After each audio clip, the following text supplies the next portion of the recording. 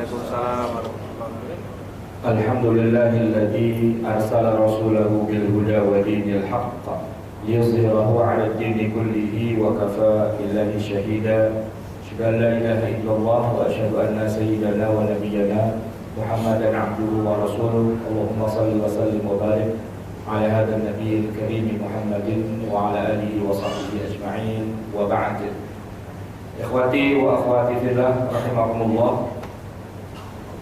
Kita mulai hari ini dan seterusnya, sholat yang akan kita bahas adalah sholat sunnah.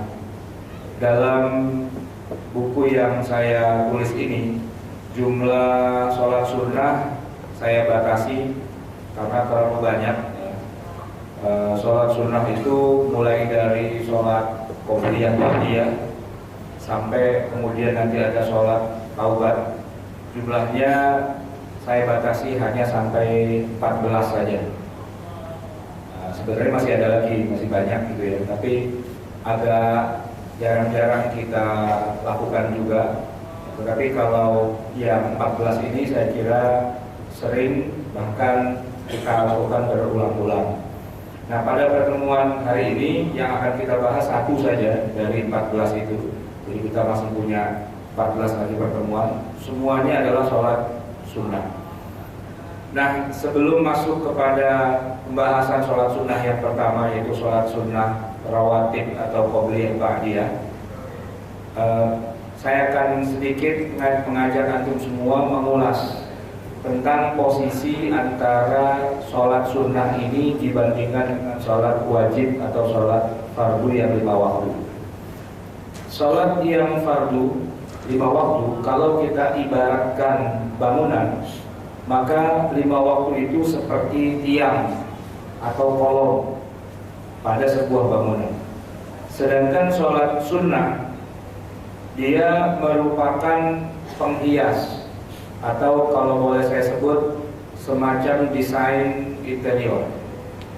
Jadi bangunan itu tidak cukup hanya tiang-tiangnya saja, kerangkanya saja, sebab jadi tidak layak untuk dihuni. Ya, setidaknya di kerangka itu kemudian dipasanglah tembok ya, atau dinding.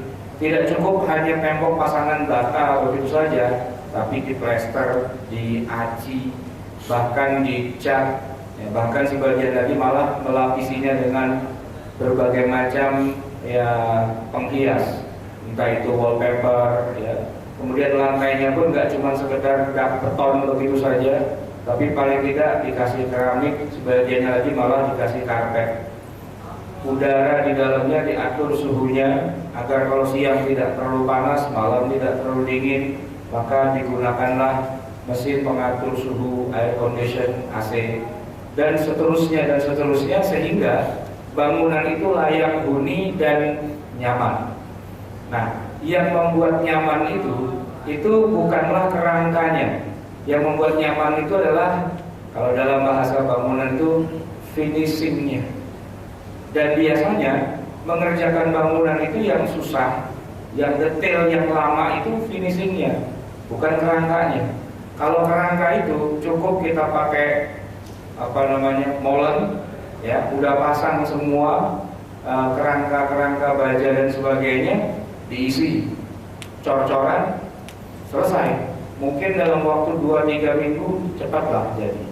Tapi begitu kerangka sudah jadi, ya kan, daknya sudah jadi dan sebagainya, yang lama atau yang rumit itu justru finishingnya. Ini cerita pengalaman bikin rumah ya, seperti itu. Kalau yang kontraktor nggak ngalamin begini lah, yang ngalaminnya pokoknya bayar aja tiap tahun atau tiap bulan gitu. Tapi kalau yang pernah ngalamin bikin rumah sendiri gitu ya, itu akan tahu bahwa yang menguras tenaga, pikiran, waktu, termasuk ATM, itu adalah finishing. Itu yang sangat menguras. Nah, makanya kalau kita lihat rumah-rumah yang kurang modal, ya misalnya di, ya kebanyakan masyarakat kita lah di perkampungan, di desa-desa itu, ya sudah, yang penting bisa ditempatin. Temboknya kadang-kadang tidak ada plesterannya, gawang rumahnya, kusen jendela dan pintunya sekedar ada bolongannya doang, tapi nggak ada daun jendela, nggak ada daun pintunya kadang-kadang. Dan begitulah, paling ditutupin pakai pagar gedek dan sebagainya. Kenapa? Udah kehabisan modal. Nah, rumah yang seperti itu masih bisa sih untuk berteduh, tapi kurang nyaman, gitu ya. Tapi lebih parah lagi kalau rumah itu memang tidak ada kerangkanya, tidak ada apa-apanya, yang ada cuma tenda. Nah itu malah sama sekali tidak layak. Nah kita kaitkan dengan sholat fardu dengan sholat sunnah. Nah sholat sunnah inilah yang membuat ya ibadah sholat kita itu menjadi bagus, menjadi nyaman, menjadi enak. Di surga itu kita gak cuma sekedar ngemper, tapi juga berada pada tempat yang maqam mahmudah, tempat yang layak dihuni, yang enak, yang bagus, yang kemudian kita merasakan, nah ini baru surga, gitu. Bukan ngemper, cuman nggak sekedar nggak di neraka doang gitu ya. Nah, udah masuk surga tapi masih di emperannya, masih belum full kenikmatannya. Nah jemaah sekalian, setelah sholat fardu yang 5 waktu itu, maka sholat yang merupakan sholat sunnah dan yang paling utama adalah sholat yang mengiringi kelima waktu tadi. Zuhur ada pengiringnya, asar, maghrib, isya, subuh, semua ada pengiringnya. Baik dilakukan sebelum sholat ataupun sesudah sholat, tentu dengan memperhatikan waktu-waktu yang dimakruhkan atau waktu-waktu yang diharamkan. Karena ini merupakan sesuatu yang terus-menerus terjadi, kesunahannya, dia mengiringi sholat yang 5 waktu, maka banyak ulama yang menyebut dengan istilah rawatib, sholat sunnah rawatib, as-sholawat al-masnunah qabla al-faraid atau ba'daha, sholat sunnah sebelum sholat yang mafruḍah yang 5 waktu atau sesudahnya. Walaupun di dalam hal ini ada juga yang menggunakan istilah rawatib tidak sebatas pada qobliyah sebelum atau ba'diyah sesudah sholat 5 waktu saja, tapi yang terulang-ulang terus, seperti katakanlah sholat tarawih misalnya. Nah itu oleh sebagian ulama juga disebut dengan rawatib. Tetapi yang paling sering digunakan adalah hanya pada 5 waktu sholat fardu, yaitu sebelum dan sesudahnya saja. Nah para ulama kemudian membagi sholat sunnah qabliyah dan ba'diyah ini menjadi 2 macam. Yang pertama yang hukumnya sangat-sangat dianjurkan, nilainya bukan cuma sunnah tapi sunnah ya, sudah sunnah pula, atau disebut dengan istilah sunnah muakkadah, sunnah yang sangat ditekankan ya, dianjurkan sekali dan jangan sampai ditinggalkan, walaupun tetap derajatnya belum sampai kepada fardu atau wajib.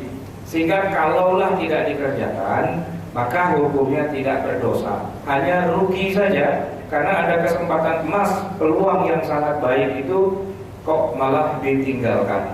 Nah ada juga sholat rawatib qabliyah atau ba'diyah yang levelnya tidak seperti yang sunnah muakkadah, maka disebutlah dengan istilah sunnah ghairu muakkadah. Ghairu artinya bukan, muakkadah bukan terlalu ditekankan. Jadi sekedar sunnah biasa saja, tapi tidak terlalu ditekankan. Nah dalam hal ini jumhur ulama umumnya 4 mazhab, baik mazhab Maliki, Syafi'i maupun Hambali, sepakat bahwa jumlah sholat rawatib baik ba'diyah atau qobliyah yang termasuk muakkadah itu ada 10 rakaat. Ini menurut jumhur ulama. Nanti bedanya yaitu mazhab Hanafi mengatakan bukan 10 tapi tambah lagi ada 2 menjadi 12. Nah antara 10 sampai 12. Yang 10 ini disepakati oleh jumhur ulama. Nah yang 12 ini ditambahkan oleh mazhab Al-Hanafiyah. Apa dasarnya? Kita ambil salah satu hadis yang diriwayatkan oleh Al-Imam Al-Bukhari dari sahabat Ibnu Umar radhiyallahu anhu. Jadi Ibnu Umar pernah berkata, hafiztu minan nabiyyi sallallahu alaihi wasallam 10 raka'atin. Saya menjaga selalu menjaga. Yang saya terima dari Nabi, sholat itu adalah 10 rakaat di luar sholat-sholat fardu. Apa itu? Raka'ataini qabla dhuhri, 2 rakaat sebelum zuhur. Itu tidak pernah ditinggalkan oleh Ibnu Umar. Kenapa? Karena beliau melihat Rasulullah itu tidak pernah meninggalkannya. Wa raka'ataini ba'daha, dan 2 rakaat sesudahnya. Itu termasuk sunnahnya muakkadah, 2 rakaat sebelum zuhur dan 2 rakaat sesudahnya. Wa raka'ataini ba'dal maghribi, dan 2 rakaat sesudah sholat maghrib. Asar tidak ada yang sunnah muakkadah, walaupun tetap ada nanti yang ghairu muakkadah, tetapi langsung lompat kepada maghrib. Kalau zuhur tadi sebelumnya 2 rakaat, sesudahnya 2 rakaat muakkadah, ya, jadi 4. Kemudian maghrib itu 2 rakaat. Wa raka'ataini ba'dal isya'i fi baitihi, dan 2 rakaat sesudah isya di rumahnya. 2 rakaat sesudah isya di rumahnya. Wa raka'ataini qabla subhi, dan 2 rakaat sebelum sholat subuh. Jadi sudah dapat 10. Zuhur 2 rakaat sebelumnya, 2 rakaat sesudahnya, itu sudah 4. Kemudian maghrib sesudahnya, isya sesudahnya 4, 8. Nah, yang 2 lagi qabla subhi. Wa kanat sa'atan la yadkhulu 'ala an-nabiy sallallahu alaihi wasallam fiha. Haddatsani Hafsah radhiyallahu anha annahu kana idza adzana al-mu'adhdhin wa qama al-fajr shalla rak'ataini. Ini adalah hadis yang diriwayatkan oleh Imam Bukhari. Nah, hadis inilah yang kemudian dijadikan oleh rata-rata para ulama sebagai hadis yang menyebutkan bahwa sholat yang selalu rutin dilakukan oleh Nabi itu adalah 10 rakaat. Sekarang kita akan pindah kepada pendapat dari mazhab Hanafi yang mengatakan bukan cuma 10 tapi 12. Masuk dalam sunnah muakkadah. Dasarnya adalah hadis yang diriwayatkan oleh Aisyah radhiyallahu anha. Annahu an Rasulullah sallallahu alaihi wasallam annahu qala man sabara 'ala snatai 'asyrata rak'atan banallahu 'azza wa jalla lahu baitan fil jannah. Siapa orang yang selalu menjaga musabarah, selalu menjaga, tidak pernah lupa, isnatai 'asyrata rak'atan, 12 rakaat, maka Allah akan membangun baginya baitan fil jannah, satu rumah di dalam surga. Apa itu yang 12 rakaat? Arba'an qabla dhuhri, 4 rakaat sebelum zuhur. Kalau dibilang 4 Pak, itu sholatnya bukan 4 rakaat langsung kayak zuhur gitu, enggak. 4 rakaat itu maksudnya 2 rakaat salam, lalu 2 rakaat salam, jadi 4. Wa raka'ataini ba'da dhuhri, dan 2 rakaat sesudah zuhur. Wa raka'ataini ba'da maghrib, 2 rakaat sudah maghrib. Wa raka'ataini ba'da isya, wa raka'ataini qabla al-fajri. 2 rakaat sesudah maghrib, 2 rakaat sesudah isya, dan 2 rakaat sebelum fajar. Al-fajru bima'na as-subh. Fajar itu maksudnya adalah subuh. Jadi 2 rakaat sebelum subuh kita sebut dengan sholat sunnah qobliyah subuh, atau bisa juga disebut dengan sholat fajar, ya, sholat sunnah fajar. Jadi ini masalah cara mengucapkan saja. Di Saudi Arabia orang-orang jarang melakukan sholat subuh. Hampir tidak ada orang mengerjakan sholat subuh. Kenapa? Karena di sana menamakannya bukan subuh, menamakannya fajar. Ya, belum pernah ada orang Saudi sholat subuh, Pak. Ya, ini penting nih kita ketahui. Ya, kenapa? Karena mereka tidak menyebut subuh, mereka menyebut fajar. Azan, tidak ada azan subuh di sana. Adanya azan al-fajri, azan fajar. Maka tidak ada orang sholat qobliyah subuh di sana, adanya qobliyah fajar. Nah, di Indonesia tidak ada orang sholat fajar. Kenapa? Karena namanya bukan fajar, namanya subuh. Maka azannya disebut azan subuh, sholat sunnah sebelumnya disebut sholat sunnah subuh. Gitu. Sama Pak, kemarin ada teman saya asli dari Medan. Dia cerita, walaupun Indonesia sudah maju, Medan sudah semakin maju, sampai hari ini tidak pernah ada komputer di Medan. Saya heran, kenapa? Bukannya Medan itu adalah kota yang maju di Sumatera, ibu kota Sumatera Utara kan Medan. Di sana tidak ada komputer, Ustaz, adanya komputer. Oh, jadi namanya itu bukan komputer, komputer. Ya sudah Pak. Ya itu juga gitu. Kalau ada orang serius nanggapinnya, dia bilang enak kalau dia dibilang Medan gak ada komputer. Nggak ada komputer, memang adanya komputer. Nah sama, di Saudi itu tidak ada orang sholat subuh, adanya sholat fajar. Di Indonesia tidak ada orang sholat fajar, namanya sholat subuh. Tapi itu juga, gitu. Cuman cara nyebutnya yang beda. Nah, jadi jangan terkecoh dengan penggunaan istilah. Jadi bedanya apa dengan yang 10 dan 12? Bedanya adalah pada qobliyah zuhurnya. Qobliyah zuhurnya versi jumhur ulama cuma 2 rakaat. Tapi kalau menurut hadis yang terakhir ini dari Aisyah diriwayatkan oleh An-Nasa'i dan At-Tirmidzi, itu adalah zuhurnya 4 rakaat 2. Baik jamaah yang dimuliakan Allah, kita akan masuk kepada sholat yang ghairu muakkadah. Ghairu muakkadah itu artinya dia sunnah juga, dilakukan sebelum atau sesudah sholat, tetapi dia tidak selevel atau tidak seutama dari yang muakkadah tadi itu. Apa itu? Ada sebuah hadis yang diriwayatkan oleh Imam Abu Dawud, di mana Rasulullah SAW bersabda, rahimallahu imra'an shalla qabla al-'asri arba'an. Rahimallahu imra'an, semoga Allah memberikan rahmat atau kasih sayang kepada seseorang yang shalla qabla al-'asri arba'an, salat sebelum asar 4 rakaat. Sama, 4 rakaat di sini maksudnya 2 rakaat salam sebelum melakukan sholat asar. Ini hadisnya diriwayatkan oleh Imam Abu Dawud. Selain itu juga ada hadis yang diriwayatkan Imam Ibnu Majah, wa arba'an qabla al-'asri baina kulli rak'ataini. Ya, dari Ali bin Abi Thalib radhiyallahu an, dan 4 rakaat sebelum asar yang dikerjakan 2 rakaat yang dipisah dengan salam. Ya, 4 rakaat dikerjakan dengan 2 salam, itu adalah termasuk sholat sunnah.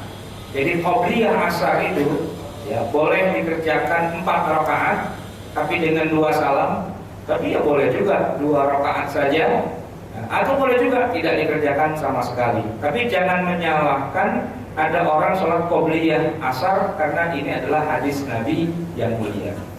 Begitu juga 2 rakaat sebelum maghrib, ada hadisnya diriwayatkan oleh Imam Bukhari dan Muslim, sallu qabla al-maghribi rak'ataini.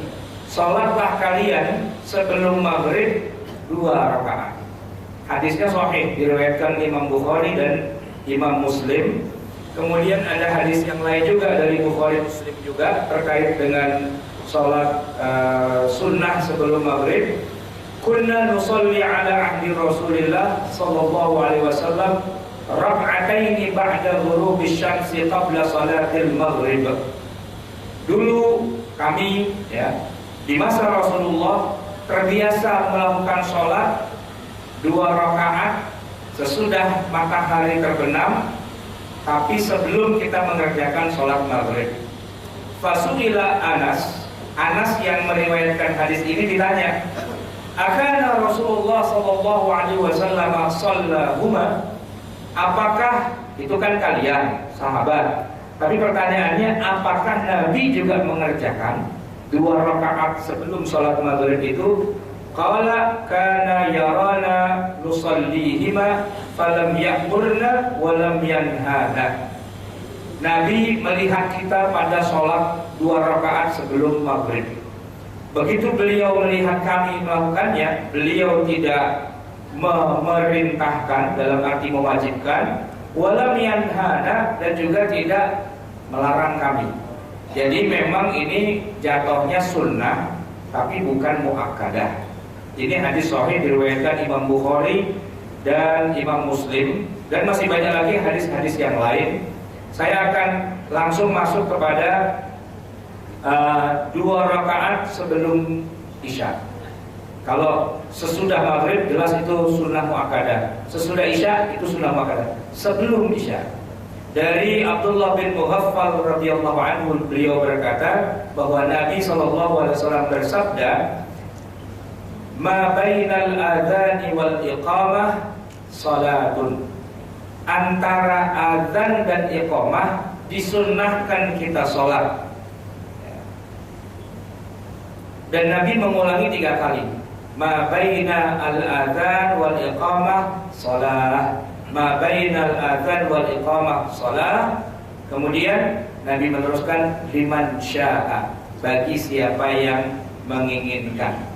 Nah, tidak ada hadis yang secara spesifik menyebutkan qabliyah isya. Tapi hadisnya adalah hadis yang sifatnya umum. Ma bainal adzan wal iqamah. Antara azan dengan iqamah itu ada sholat sunnah. Maka para ulama memasukkan sebelum isya juga di sini.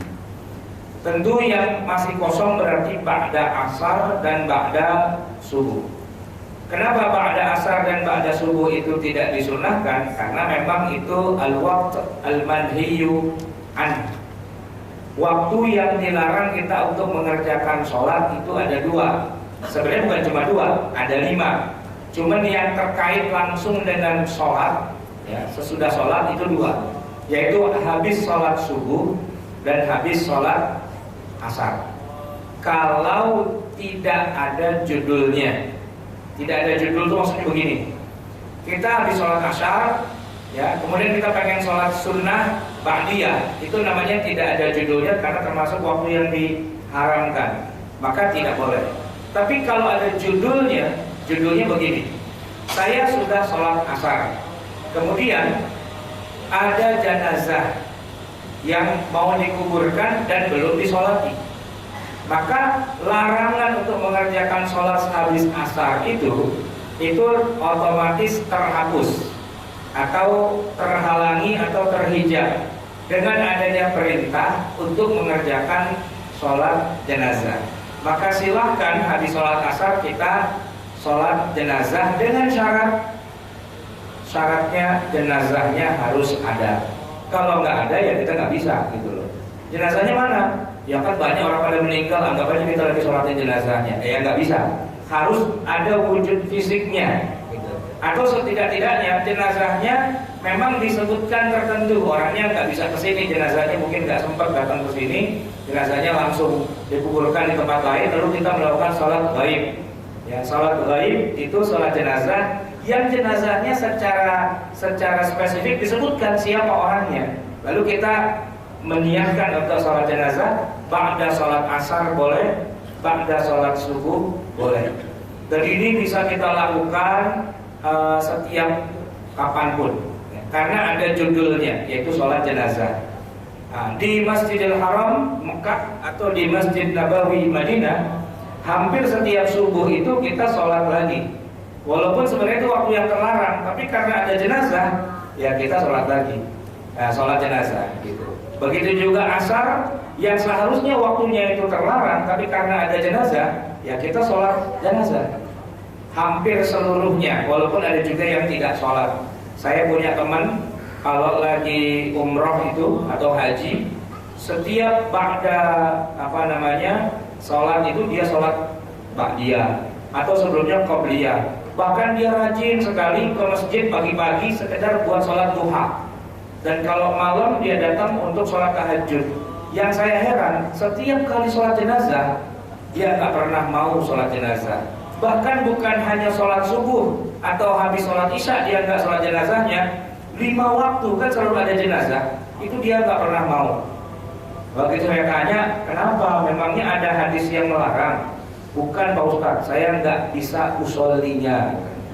Jadi gara-gara nggak bisa usoli, terus dia jadi nggak sholat jenazah. Nah jamaah sekalian yang dimuliakan Allah, jadi itu adalah sholat-sholat sunnah yang muakkadah dan juga ghairul muakkadah di 5 waktu sholat. Saya akan mengajak antum semua kepada hadis-hadis berikutnya, yaitu tentang apa sih yang Allah janjikan, keutamaan dari orang yang melakukan sholat qobliyah dan ba'diyah ini. Di dalam salah satu hadis yang sahih diriwayatkan Imam Muslim, Rasulullah SAW bersabda yang diriwayatkan oleh Aisyah, istri beliau, "Rak'ata al-fajr khairun minad dunya wa ma fiha." 2 rakaat salat fajar itu lebih baik daripada dunia dan isinya. Nah, ini kalimat yang hiperbol begini sering kita temukan di banyak hadis. 2 rakaat salat fajar itu lebih baik daripada dunia dan seisinya. Bahkan di dalam hadis yang lain disebutkan tadi, man sabara ala 12 raka'atan, siapa yang selalu menjaga 12 rakaat dalam sehari semalam, qobliyah ba'diyah, banallahu lahu baitan fil jannah. Allah dirikan untuknya sebuah rumah di dalam surga.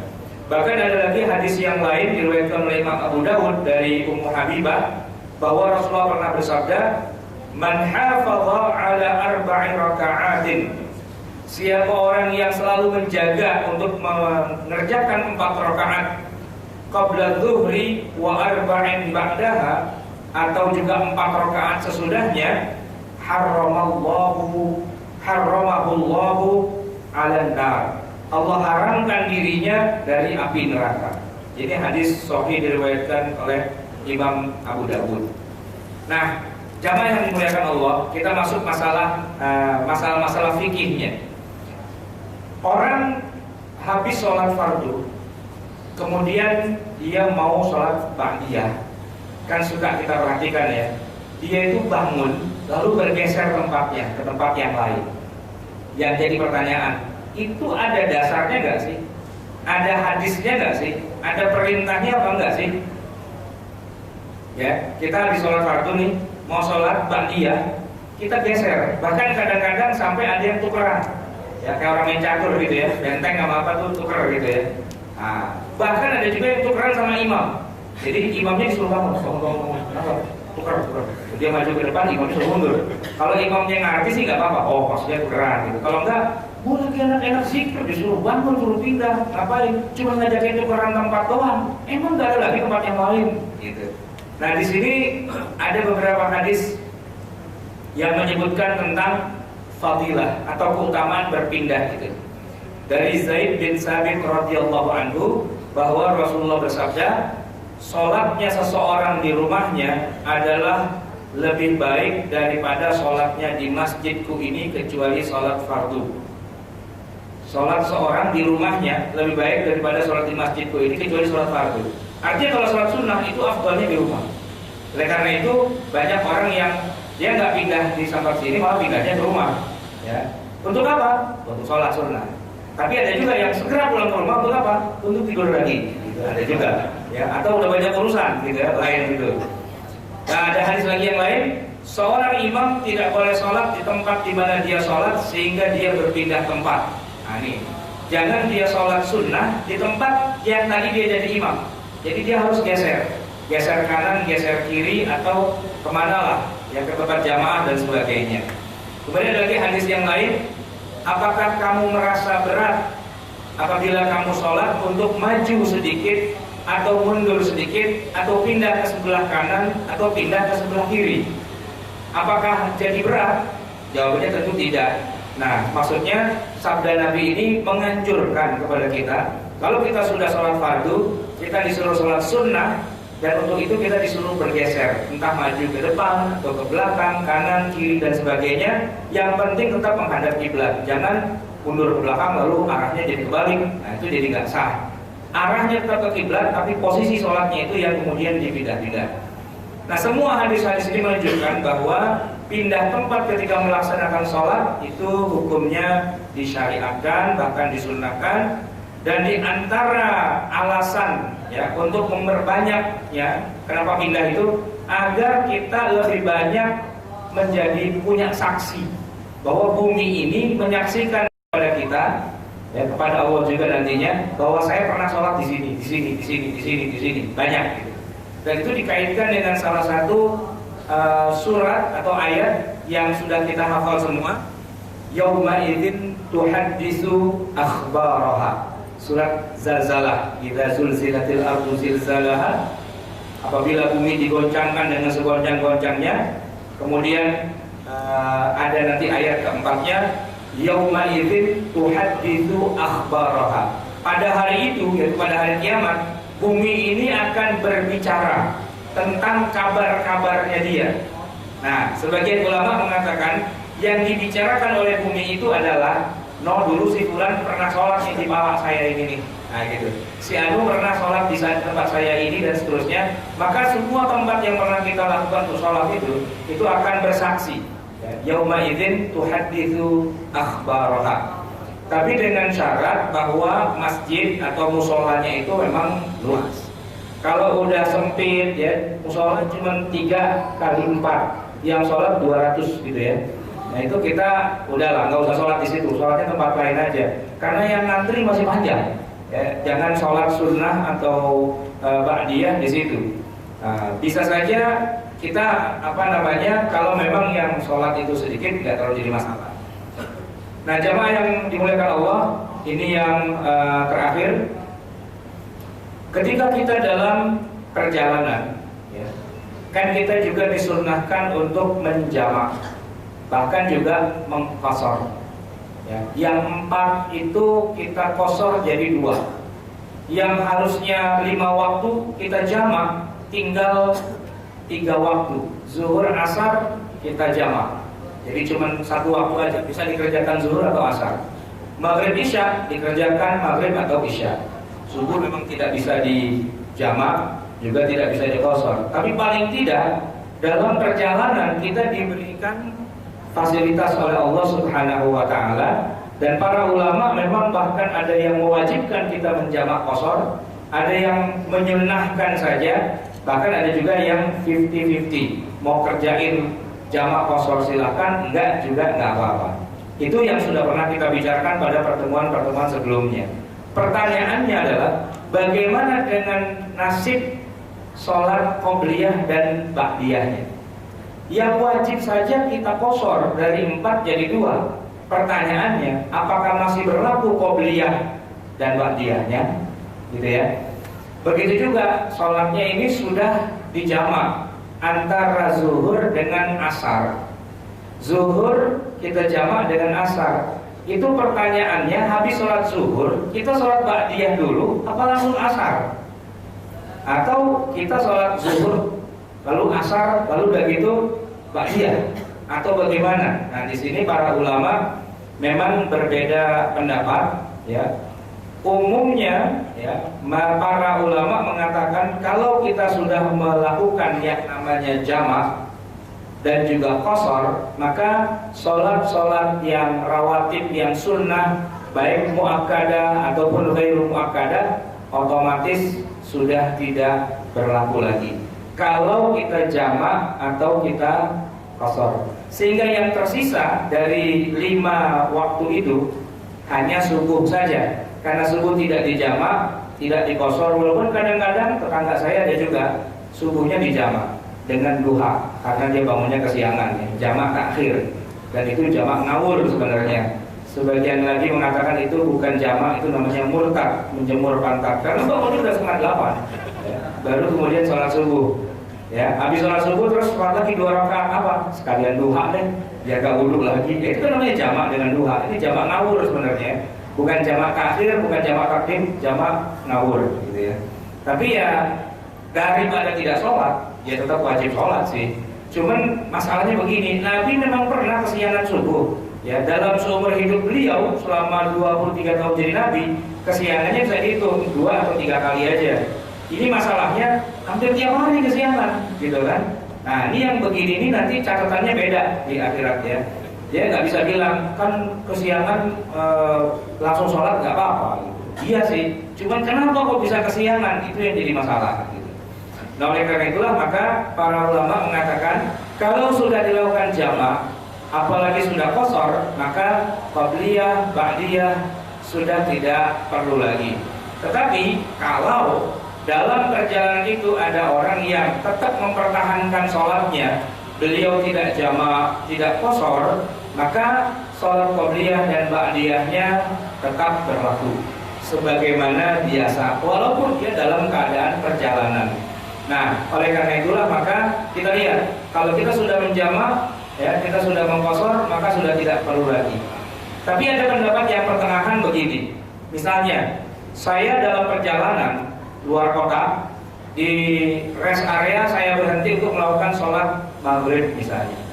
Nah, di tempat itu saya sudah boleh menjamak antara maghrib dengan isya. Jadi saya sudah niatkan waktu mau sholat maghrib itu, saya sudah niatkan habis ini saya mau sholat isya, saya takdim isya. Itu masyru' dan dibenarkan. Yang jadi pertanyaan, begitu selesai azan sambil nunggu qomat, kan orang-orang pada sholat sunnah. Nah, saya ini apakah juga berlaku sholat sunnah juga qabliyah maghrib, ya, atau tidak? Kenapa? Karena maghrib ini mau saya gabung dengan isya. Di situ nanti para ulama berbeda pendapat lagi. Ada yang mengatakan sudah tidak perlu lagi ada qabliyah. Kenapa? Karena Anda sudah menjamaknya. Tapi sebagian lagi mengatakan silahkan saja, karena jamak atau qashar itu tidak mengubah kesunnahan dari itu semua. Tapi yang paling aman dari pendapat itu adalah ketika kita menjamak atau mengqashar, maka kita tidak perlu lagi melakukan qabliyah atau ba'diyah dengan mengacu kepada apa yang selalu dikerjakan oleh Rasulullah dalam perjalanan-perjalanan beliau. Beliau hampir setiap tahun mengadakan perjalanan, bahkan bukan tiap tahun, setiap 2 bulan setengah itu beliau melakukan perjalanan. Sampai ada satu kitab judulnya Perjalanan-perjalanan Rasulullah, Kitabus Siyar, kitab perjalanan. Ya, kalau di rata-rata Nabi setiap 2 bulan setengah itu melakukan perjalanan, kalau di rata-rata. Dan hampir di semua perjalanan beliau itu beliau menjamak atau mengqashar, dan hampir tidak pernah beliau melakukan qabliyah atau ba'diyah ketika beliau menjamak atau mengqasharnya. Nah, itulah jamaah sekalian yang terkait dengan sholat sunnah rawatib, qabliyah atau ba'diyah. Sebelum saya akhiri, silakan kalau ada hal-hal yang kurang jelas atau mungkin ingin ditanyakan, falyatafadhol. Baik, terima kasih Pak Ustaz. Bagi para jemaah, Bapak Ibu, jika ada pertanyaan, silakan dijawab.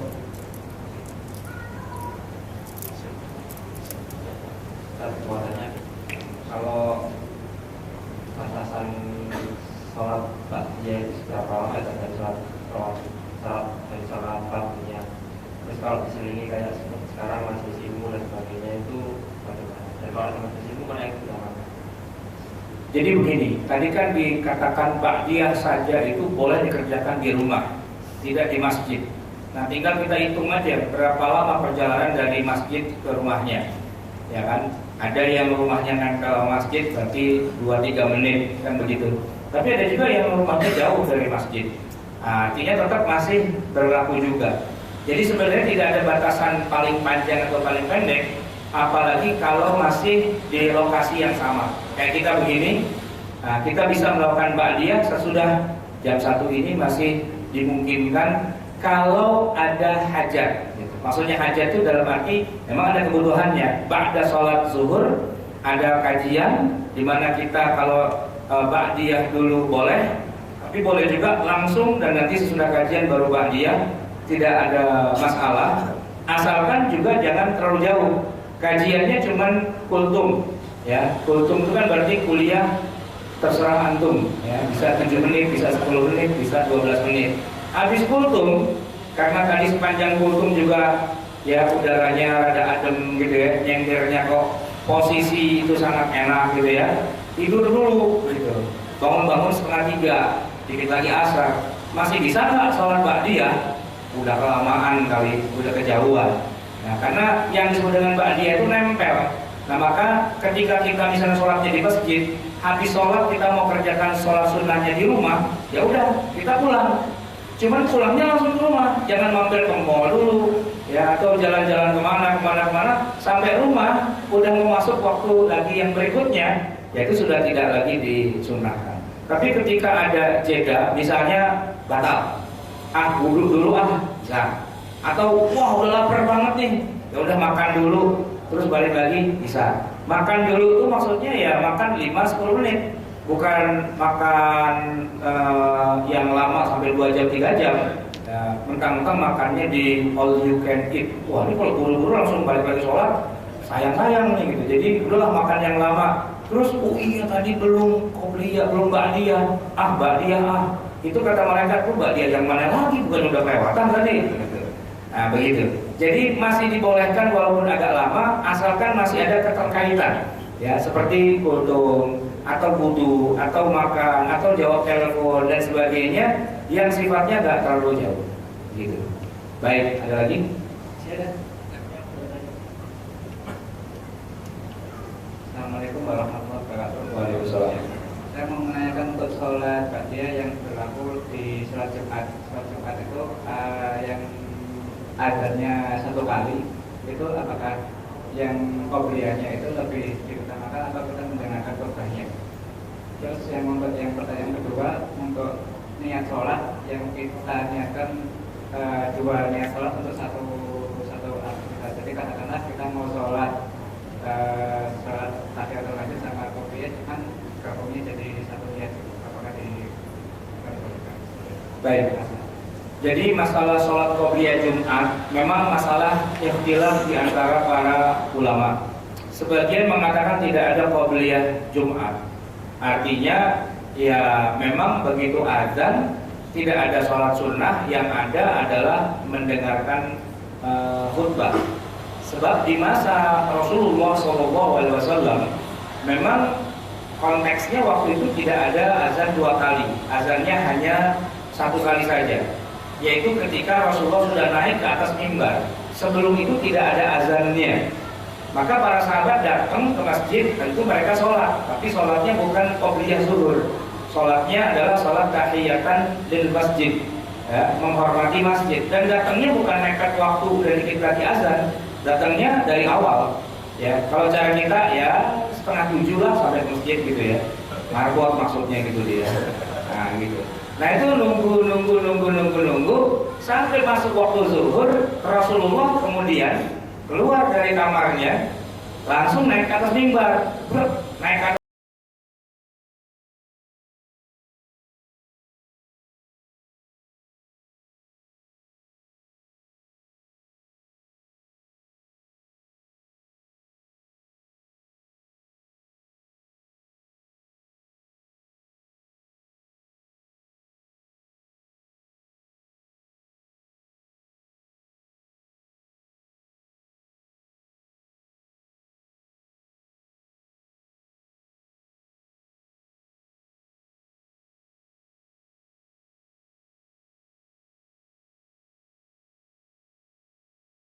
Sebelum masuknya atau sebelum naiknya imam ke atas mimbar itu juga sudah dikumandangkan azan.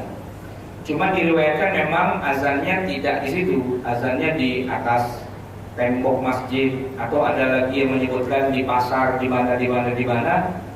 Alhasil intinya kemudian di zaman sahabat itu kemudian azan menjadi dua kali. Nah, azan yang pertama, kemudian azan yang kedua. Nah, yang ada sholat sunnahnya itu bukan azan yang kedua yang imam sudah di atas mimbar. Enggak, kalau itu tidak ada sunnahnya memang. Yang jadi masalah adalah ketika azan yang pertama dikumandangkan, apakah antara azan pertama dan kedua itu ada sholat sunnah qobliyah Jumat atau tidak? Itu yang menjadi titik khilafiyah di antara para ulama. Madhab Asy-Syafi'i tegas mengatakan ya, ada sholat qobliyah Jumat. Ada beberapa hadis yang disebutkan dengan periwayatan yang sahih juga, bahwa di masa para sahabat ya azan dua kali dan kemudian mereka melakukan sholat sunnah. Bukan Rasulullah, bukan, tapi para sahabat gitu ya. Nah cuman memang nanti yang menjadi titik pertanyaannya begini, apakah para sahabat Nabi itu juga bisa dijadikan sebagai sumber hukum dalam syariah, ataukah hanya semata-mata Rasulullah? Karena nanti itu perdebatannya panjang, perdebatan yang bersifat usul fikih, yaitu ketika Rasulullah mengatakan alaikum bisunnati wa sunnah ashabi, kalian berpegang teguhlah pada sunnahku dan sunnah para sahabatku. Jadi kalau para sahabat Nabi melakukannya, itu pun bagian dari rekomendasi Rasulullah. Karena itu azan sekali, azan dua kali, itu tidak akan ada pernah titik temunya. Yang azan sekali ngotot, Nabi cuma sekali. Yang azan dua kali ngotot juga, Nabi nyuruh kita ikut sahabat. gitu kan? Itu mau sampai kiamat tinggal 2 detik lagi pun nggak akan ada selesainya, gitu ya. Nggak akan ada selesainya, agak ketemu lah pokoknya. Udah begitu dari sononya, udah bawaan orok. Nah, tinggal kita, gitu. Kita mau pakai yang mana, itu silahkan, bebas. Cuma yang penting untuk kita perhatikan adalah ketika para ulama akar hukumnya sudah berbeda pendapat, kita tuh posisinya sudah bukan lagi untuk mengadili siapa benar, siapa salah. Posisi kita bukan mengadili, ya. Karena ini yang ngomong pakar beda pendapat. Ya udahlah, yang ada saya pilih yang mana, tapi yang tidak saya pilih, orang lain yang memilihnya, saya tidak punya hak untuk menjelekkannya, gitu ya.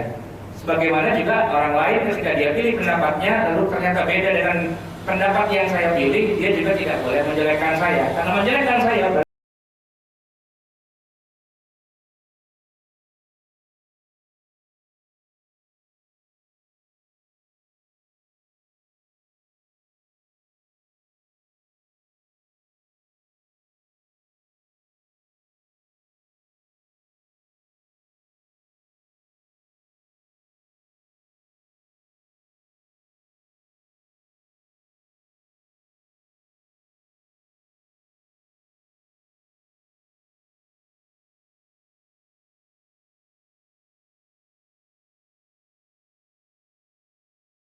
kuat dan para ulamanya bukan orang sembarangan.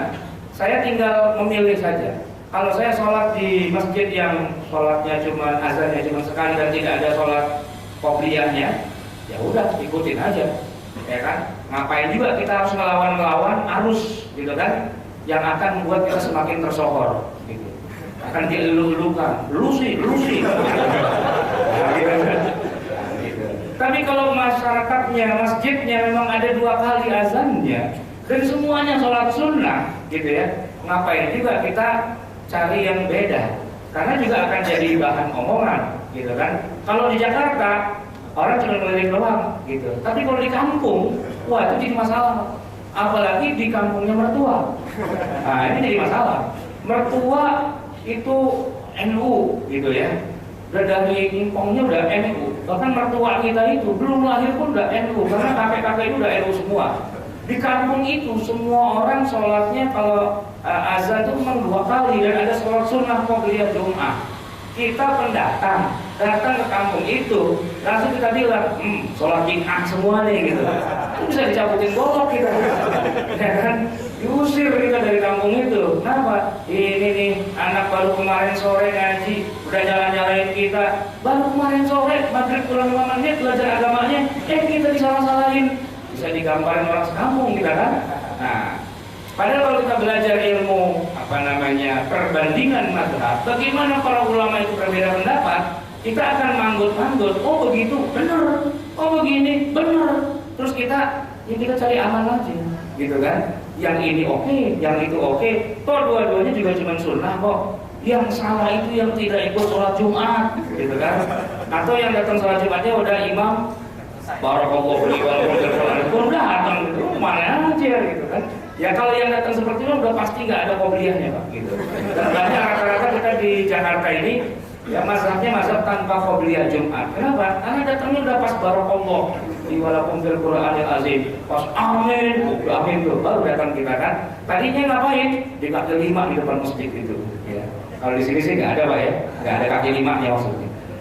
Baik, ada lagi? Masih ada, Pak, tadi ya. Dua tentang niat menggabungkan sholat tahiyatul masjid sama sholat qobliyah. Iya, itu juga ada akwal atau pendapat para fuqaha yang demikian.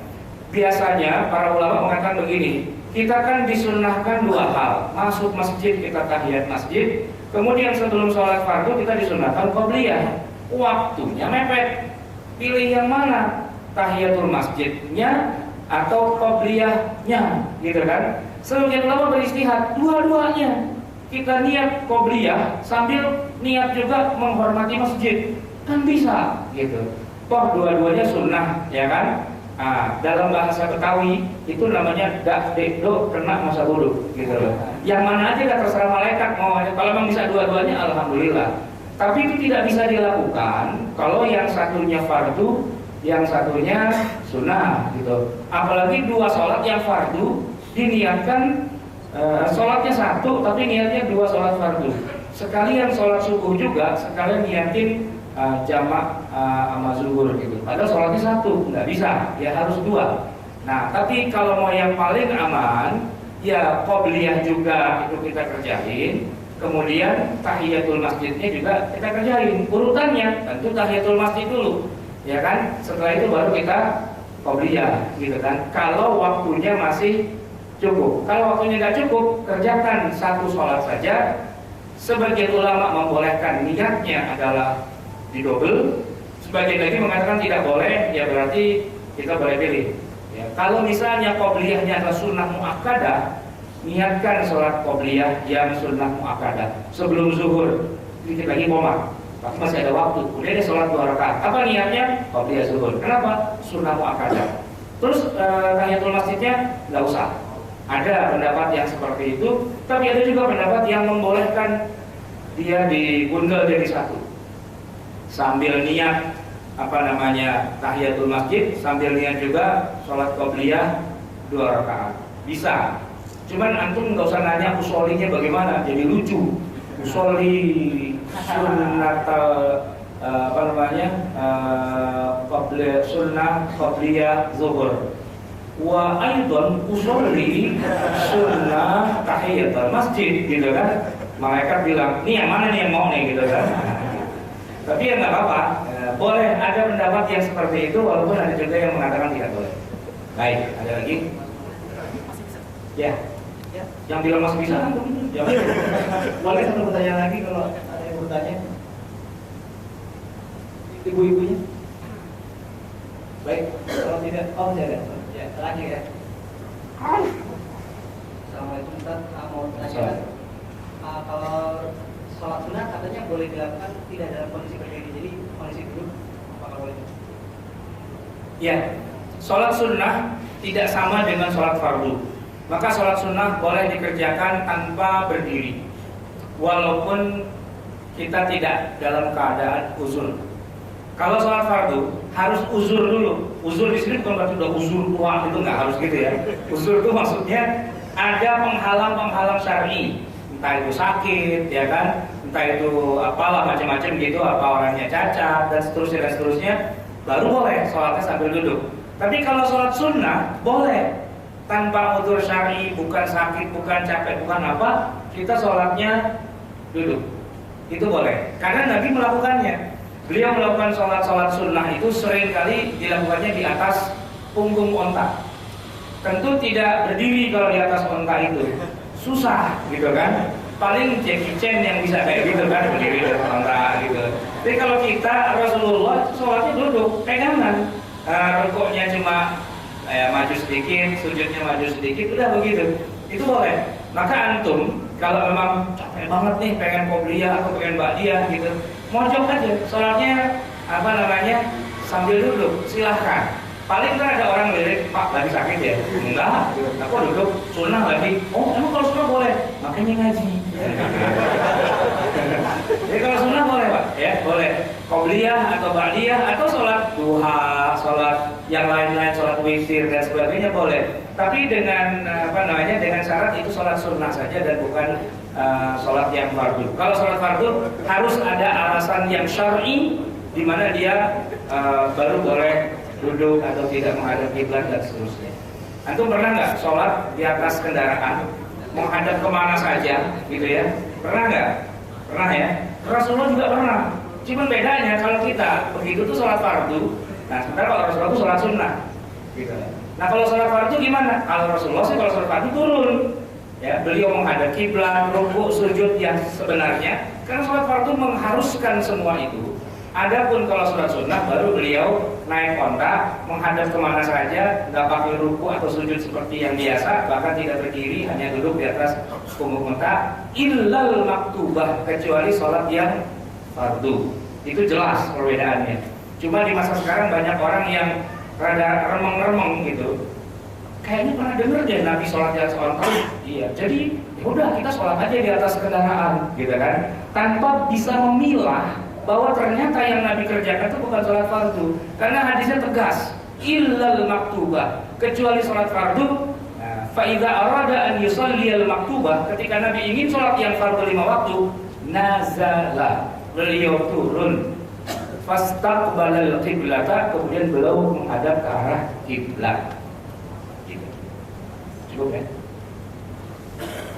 Baik, terima kasih Pak Ustaz atas tausiahnya pada kajian siang hari ini. Semoga bisa membawa kebaikan kita semua.